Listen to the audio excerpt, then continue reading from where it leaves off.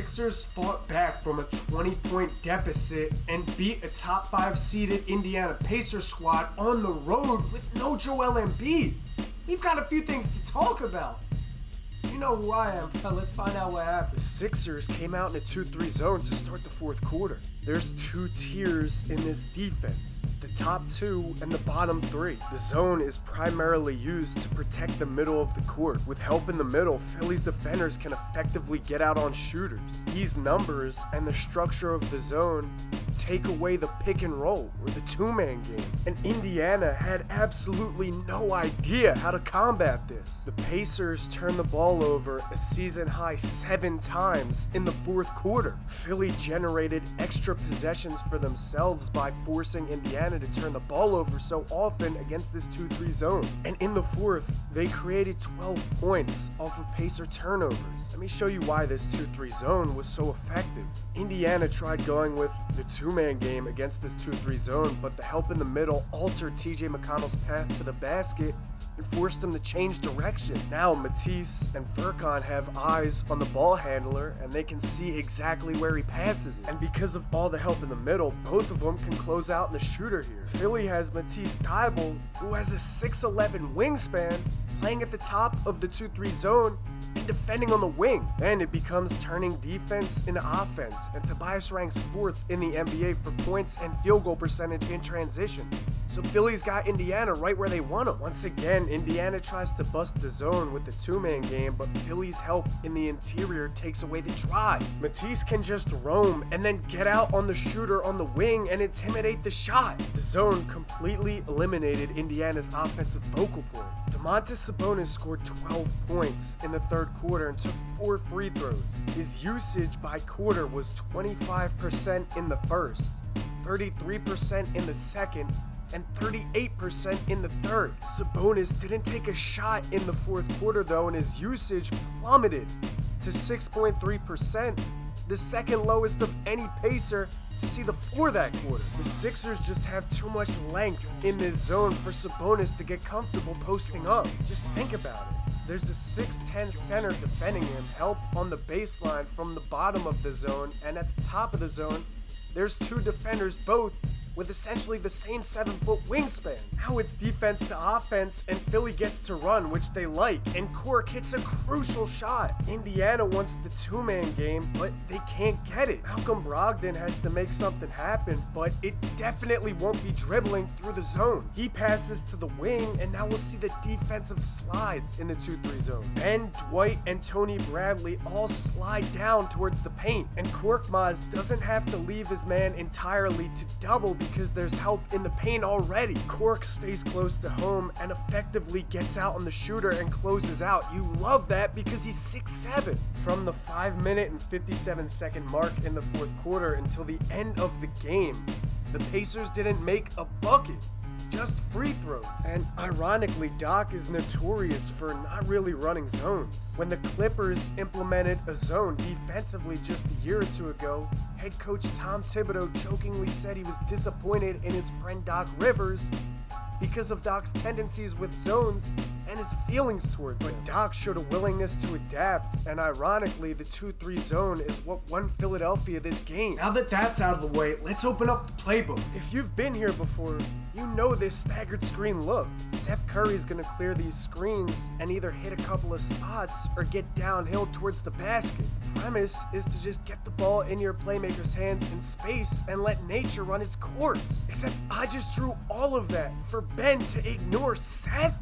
What? Tobias sets a screen and then releases and gets a screen from Tony Bradley. Now Tobias either has a one-on-one mismatch with Miles Turner or Sabonis in his back pocket, so he's gonna hit a spot regardless. Notice the chemistry here. The Sixers have a legit hooper handling the ball, and then the rookie and the vet are communicating off ball, and all 3 of them are on the same page. That brings us to the look we've all seen before. 2 off-ball screens will give Korkmaz the opportunity opportunity to go to work in space. When he clears the screens and gets the rock, he cuts it upfield right here and gets downhill to the rack. That's the look you want. There's gonna be stagger screens here so Maxey can take the handoff from 2-5 and get into space. Look at what Doc Rivers does to Tobias. He's headhunting, looking for contact.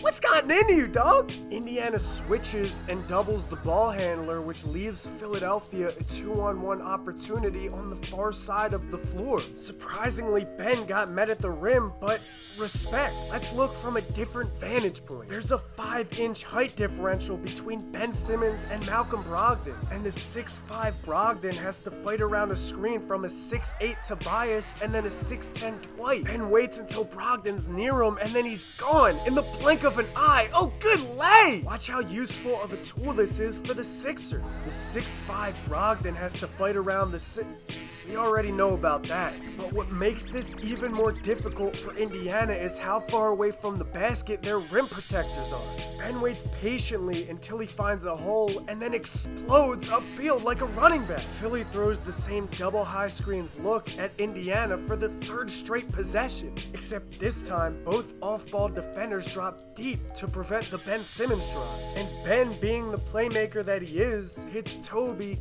for the catch-and-shoot 3. No worries, Tobias. Go ahead and get a grown man bucket. If it's one thing Doc brought to Philly, it's role definition, and you can see it every night. Look at Tobias tell Deejaycyfe, come on, bro. Danny Green clears the screen and takes the handoff and starts getting downhill. Miles Turner tags the rolling Tony Bradley, so Danny Green hits the hole and gets a scoop and score. Shake gets a handoff and 2 screens. You know the premise. Get the ball in your playmaker's hands in space so he could hit his spots or get to the rack. Both screeners roll, and because Indiana had a tendency to switch on screens and double the ball handler, Philadelphia capitalized on a 2-on-1. Go ahead, Ben! Get off me! The variations with this look are endless, though. Ben's gonna get 2 screens and clear him to get downhill. Yeah, we know. Ben doesn't get the look he wants, so he hands it off to Korkmaz, takes the on-ball defender off of Korkmaz's path, and Court gets a great shot because of it. Most of Philadelphia's production in this game came from the 2-man game. We talk about it every episode, breaking a 5-on-5 game down into a 2-on-2 game. Through 21 games, Philadelphia ranks 7th in the NBA for pick-and-roll ball handler points compared to 30th and 29th in the past 2 seasons. They're 8th in driving points too compared to 23rd and 21st in the past 2 seasons. Here's why they're a nightmare to match up with, though. Philly's running a 2-man game against Indiana's zone. When Shake applies pressure and TJ McConnell plays help defense, Tyrese Maxey is wide open. Very similarly, Ben Simmons is handling the ball in the pick and roll. When Ben applies pressure and TJ McConnell swarms to the ball, Shake makes Indiana pay for doubling the ball handler. Doug McDermott slides into the paint because of the 2-man game. Even on the move with a big in front of him, Tyrese Maxey notices where the defense is playing and hits Korkmaz in stride. Doc Rivers and his simplified offense is hands down the biggest addition of Philadelphia's offseason. But thanks to Daryl Morey, the floor is so spaced out now that guys are just drawing one-on-one matchups. And at that point, it's like an open gym and an open run. It's a street ball one-on-one. The spacing and the Smoovement looks great. Philly leads all teams in passes by significant margin. Philly keeps drawing one. Oh my God, the step back. Anyway, they're drawing one-on-one matchups and taking advantage. Money look, let's talk about it. 3 shooters around the perimeter spacing the floor and Dwight near the dunker spot. This gives Tobias the entire side of the floor to get busy on and exploit a mismatch. Ben sees what's about to happen, so he gets up out of there and clears the paint for his teammate. Tobias has the entire side of the floor to work on and takes care of a mismatch. Ben stepped up in the absence of Embiid, and Tobias is carrying a much heavier workload. His usage percentage was up to 32%. That's the second time in the past week it's been over 30%. Ben takes 3 quick dribbles and accelerates past the entire defense. He picks the ball up at the free throw line and then levitates. Do you see this dude's strides? Defensively, Ben had 2 blocks, 4 steals, and 4 deflections. Do you realize this dude is being double teamed with 6 seconds on an inbounds pass? That's a DK Metcalf streak release. Ben took 2 dribbles and he's at the rack. It might have been a carry, it might have been a travel, but we don't care about that. We like the finish. On top of his defensive effort, he assisted 7 baskets and made 9 of 12 shots. There's literally nothing to complain about. Tobias is up to 9 games with at least 20 points scored on at least 50% shooting. The Sixers are 8-1 in those games. For Tobias, less is more, and he's out there serving grown men. It's crazy. Like, the Sixers have depth now. Like, for real depth, and they're one of the few reasons why the Sixers stayed in this game. When the Sixers' entire second unit checked in the third quarter, the score was 95-79. In the next 7 minutes, they went 9 for 18 from the field until Ben Simmons checked back in. They took a 16-point deficit and made it an 8-point game for when 2-5 checked back in. Then they hit 5 of 8 shots to close the game. Real briefly, let's look at what happened defensively. This was another night that exemplified the importance of Joel Embiid defensively. If Joe's playing, there's no way in the world Danny Green would sell out this much to double, especially if the game was 14-12 in the first quarter. Ben doubles Miles Turner because Turner has a mismatch on Tobias, and Tobias is like, nah, come on, bro, I got it. If Joe's playing and defending Turner, you would never see that double. It's like this. If this giant was in the middle of the paint, Indiana wouldn't have as clear of a path to the basket, and therefore Tobias wouldn't have to shift down as far to play help defense. There was an experiment with Ben at the 5, but ultimately it's just a different game with Embiid under the basket. There were a few times when the Sixers went under screens.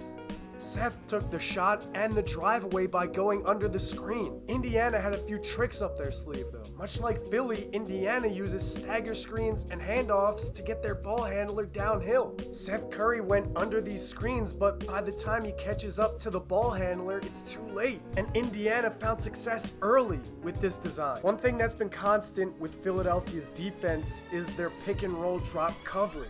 Ben's got to get around this screen, and he'll be playing on the hip of or behind Malcolm Brogdon when he catches up. And because the Sixers dropped their center, the ball handler can just manipulate the coverage and hit a spot. Indiana exploited this drop coverage, but Philly is holding opposing pick and roll ball handlers to 39.4% from the field, the 4th lowest surrendered field goal percentage in the NBA. And the reason why Philly can't really afford to hedge screens and bring their big man this far out from the basket is because they keep getting beat by speed. Look, fam, that's it for me. I appreciate you hanging out with me. As always, I'll see you when I see you. I hope it's on Wednesday, Thursday, sometime in that span I'll be dropping another video, but if not, hit me up with a sub, comment below, holler at me on Twitter. Do whatever you gotta do, but most importantly, stay solid, baby. Stay solid, baby. Come on.